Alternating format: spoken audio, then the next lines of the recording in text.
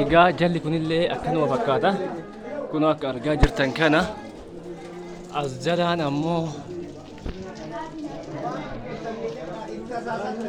kun boota kana jalallee urgaa'insi isaa maal isiniin haa jedhu boota jaalalaa boota urgaa'uu malee.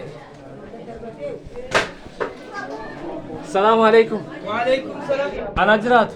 Ana jiraatu. Bootaan kun maal jedhama as keessa?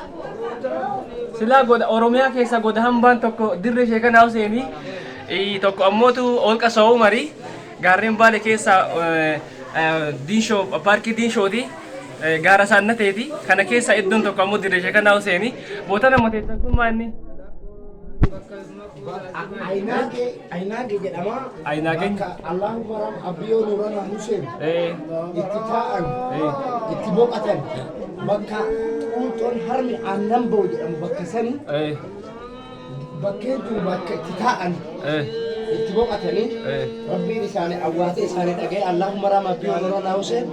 Nuhaataa saniif nuhaa milkeessaniif rabbii wajjin du'aa. Okay. Hayyee galatoomaa hagaduma isinirraa fuudhan jedheeti ajjillee argaa jirtan kun goda keessa.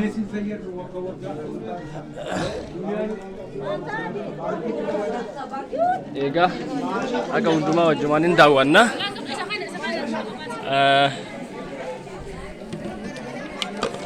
Jala bishaanii.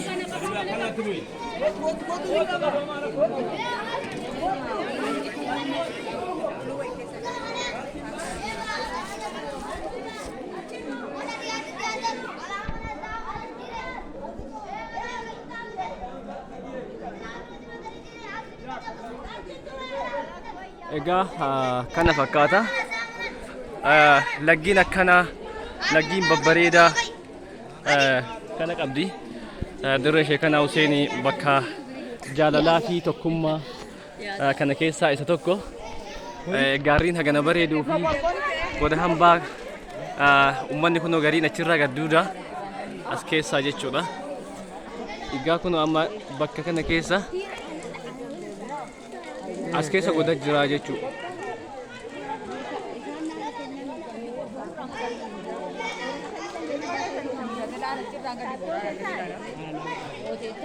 Egaa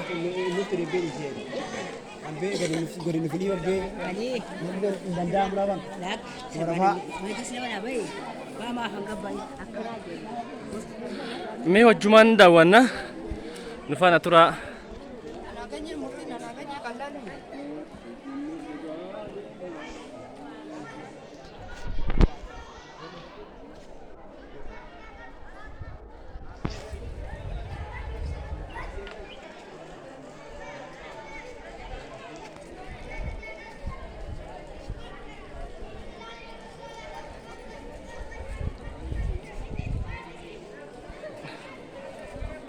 Hanga dhumaa daawwadhaatii nu faana turaa isiniin jedha. As keessallee kunoo karaa namni gad deemaa jiru kanallee laga keessa ganaa gadi deemanii nuti amma as yaane as keessa yaanee daawwanna jechuudha. Warroonni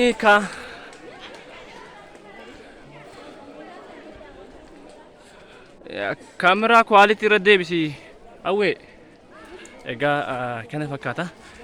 Mee wajjumaan hin daawwanna waan hin dirree keessa jiru. Wajjumaan hin daawwanna na faana turaan jedha. Egaa kunoo gaarreen isaanii keessaa kana fakkaata. Yoo keessa gadi ilaaltan hallayyaan kun iddoo seena qabeettii qabaa jechuudha. Mee uummanni kunillee eessaa akka dacha'aa jiru wajjumaaniin dhaynee daawwanna.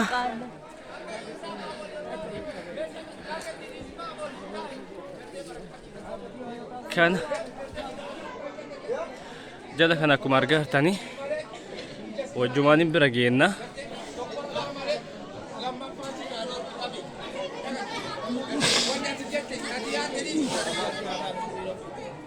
Kunoo uummanni kun haaluma kana keessa jira. Uummata eessaa dhuftee hin beekne hunduu amantiidhaan osoo waliin qoonnee jaalala bichaadhaan as keessatti wal gahee waan jiru dabarfataa jira. Aynaa ganyee kana qabdi.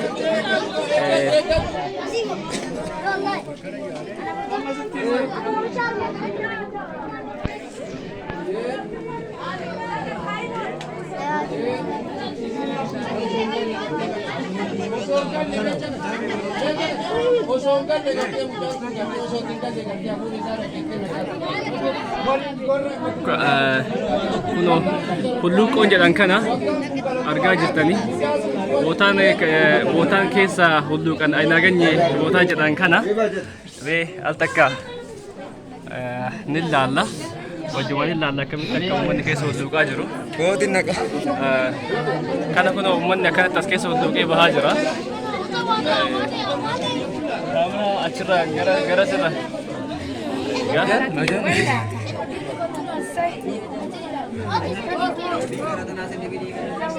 As keessa hulluuqaa jira argaa jirtanii amma.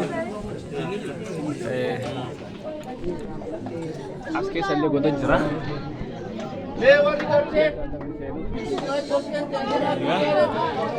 Egaa kabajamtoota hordoftoota qophii gola seenaa hanga dhumaatitti nu faana turaa isiniin jedha.